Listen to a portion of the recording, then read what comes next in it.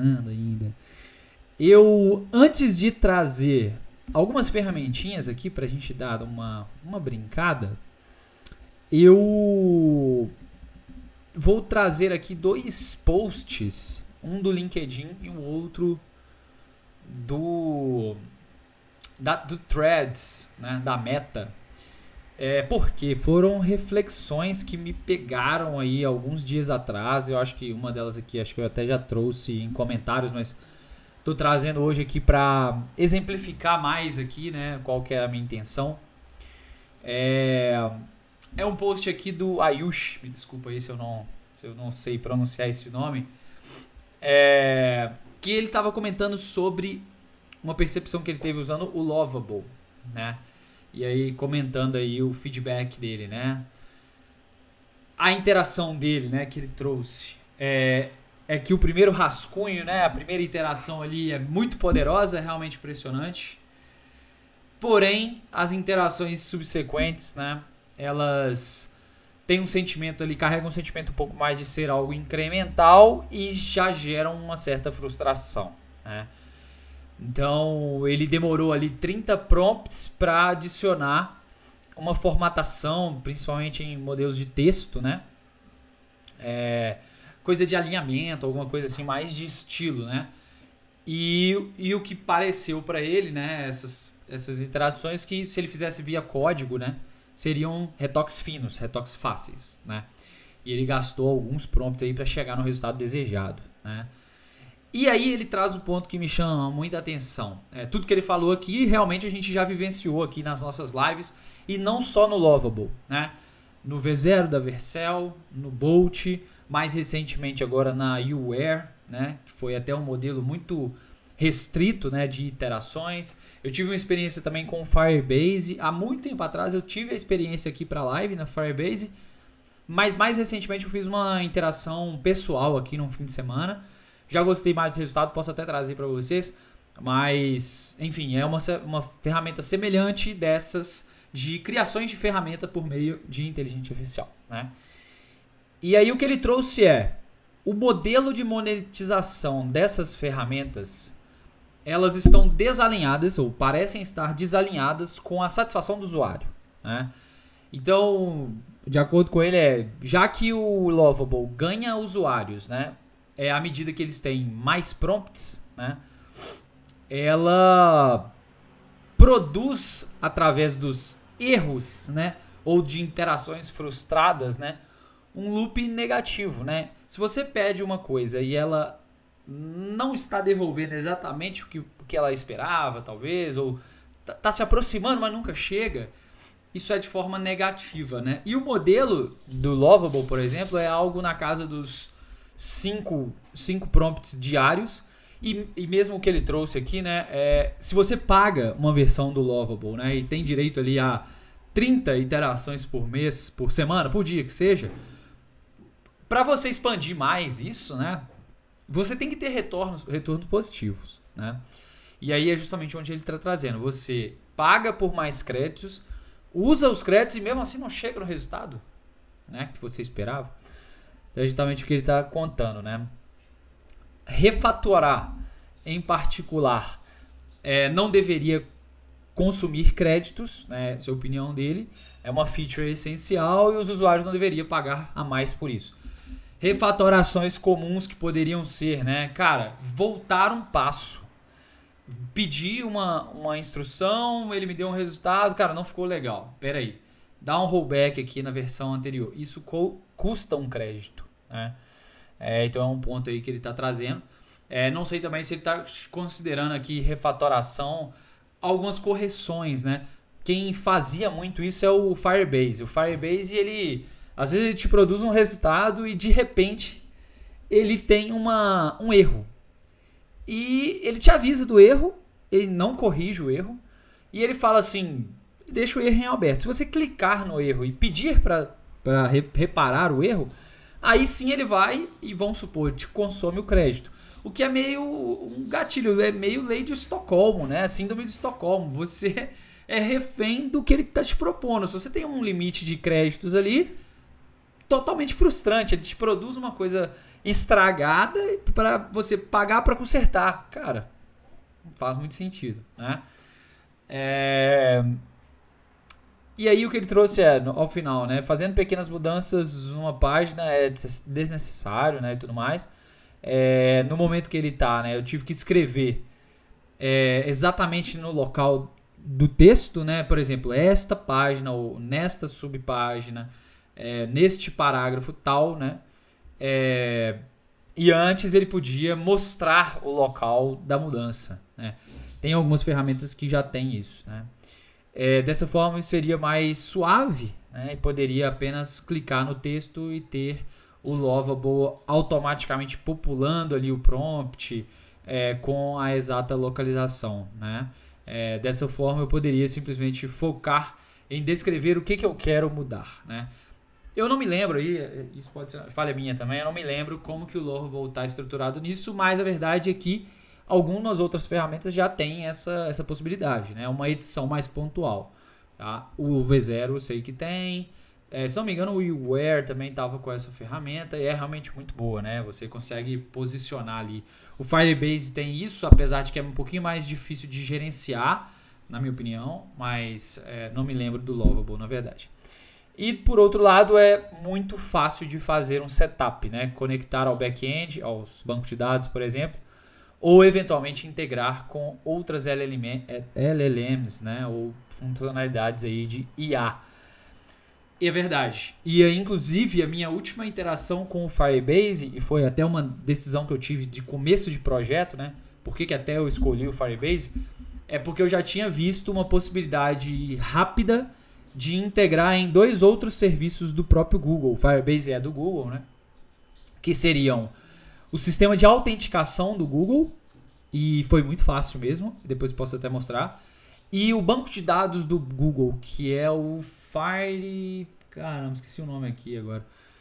Mas é bem fácil também, porque você tem a plataforma ali conversacional, ela te mune de informações passo a passo, às vezes até com alguns links, clica aqui e já vai direto pro local, e é proprietário, né? Então eu estou usando os mesmos bancos de dados do Google, né? Do Google Cloud, estou usando o sistema de autenticação do Google.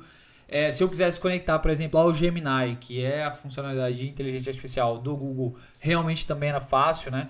Então, a minha decisão inicial de negócio foi optar pelo Google por essa centralização e realmente funcionou e foi fácil. No Lovable eu me lembro, né, que a gente tinha ali uma conexão muito fácil com o banco de dados, o Supabase, se não me engano. A autenticação eu não me lembro, mas também não deve ser muito desafiador, né, e tal. Então, realmente, isso tem ajudado bastante, porque isso torna as nossas soluções mais robustas, né?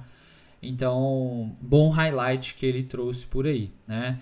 Então, no geral, né, o Lovable é muito game changer aí para quem não é técnico, e ele admite que ele acredita que esse espaço vai estar lotado em breve, né? Então, tá aí o texto do Ayush Kumar.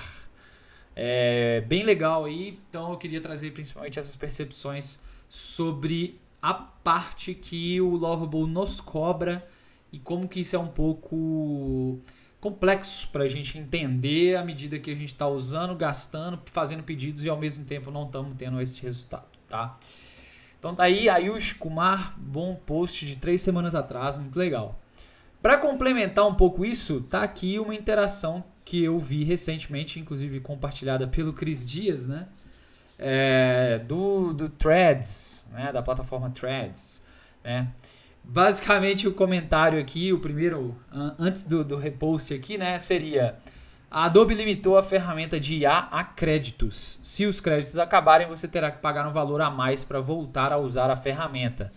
E os preços do pacote com mais créditos estão fora da curva. Sinceramente, não entendi a querida nessa. Então tá aí um print aí, né, de uma subida de preço bem assim arrojada aí num plano anual, né, R$10 mil para 50 mil créditos generativos. Me parece um preço muito focado, talvez para uma agência, né, que de fato vai ter um volume grande e vai justificar um pagamento alto como isso, né? Afinal, você está fazendo um website ou fazendo uma edição, uma publicidade, você vai ali gerar muitas interações, mas você vai ter um resultado final que você vai vender esse resultado, né? E vai ganhar dinheiro com isso. Porém, o que a gente tem visto é justamente o que o Ayush comentou, né? Você tem muitas interações e eventualmente interações pequenas que vão consumindo seus créditos. Você não está aproximando do seu resultado, ou seja, aquele contador de créditos ali, ele é assim, é a sua forca, né? À medida que você vai pedindo, você vai consumindo seu crédito, mas você não está chegando no resultado, você está só puxando a corda, né? E aí o comentário da pessoa que fez o repost aqui é: a IA não pede aumento. E aí tá aí, né? A IA literalmente pedindo um aumento aí, né? Pra poder trabalhar mais, né? Então é a reflexão aí, né? Quem falava que contratar um IA é melhor contratar uma pessoa porque a IA não pede aumento, não sei se é verdade, né? Tá aí essa subida de preço aí da Adobe que pegou algumas pessoas de surpresa. Já era de se esperar um pouco, né, pessoal? Por que a gente pensa nisso, né? Todas essas ferramentas que têm surgido, que a gente tem visto aqui, elas hoje têm um apelo muito forte à parte de marketing, à parte de geração de leads, né? Então, a atratividade, né, dessas ferramentas com termos de publicidade ou até mesmo estratégias para reter os usuários aqui, né? Elas estão, assim, muito agressivas, né? Vamos falar assim. De créditos gratuitos, né? Você convida um amigo e ganha créditos, né? Então são formas de ter mais gente na base, né? Um exemplo saindo do ambiente de inteligência artificial que eu acho que fica fácil para todo mundo entender, né? O Nubank, quando ele estava na estratégia dele de ampliação de base, né? Ele tinha muitos ativos de marketing para atrair público, né? Cartão de crédito facilitadíssimo, né, para qualquer pessoa, né? O Brasil sempre foi um país de muitas emissões de cartão de crédito, mas os famosos bancões sempre tinham regras ou um limite muito baixo, era mais difícil, você tinha que ter tal relacionamento do banco. E aí o Nubank vira um pouco a página, né?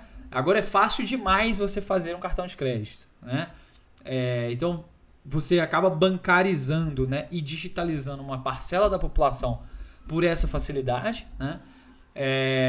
E com isso, qual que é o ativo de marketing dele? Dar cartão de crédito, né?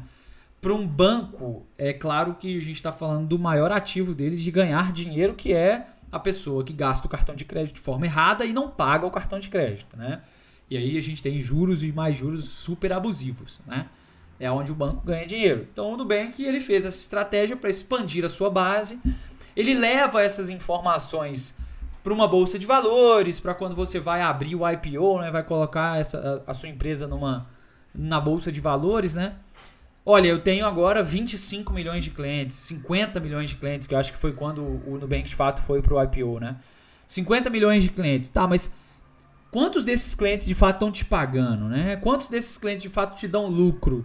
Quantos desses clientes de fato são ativos? Porque às vezes eu ganho um convite de um familiar, de um amigo, mas eu não vou usar, não me adaptei, não faz sentido na minha região, né? A gente pode ter aí um iFood ou um Uber, né?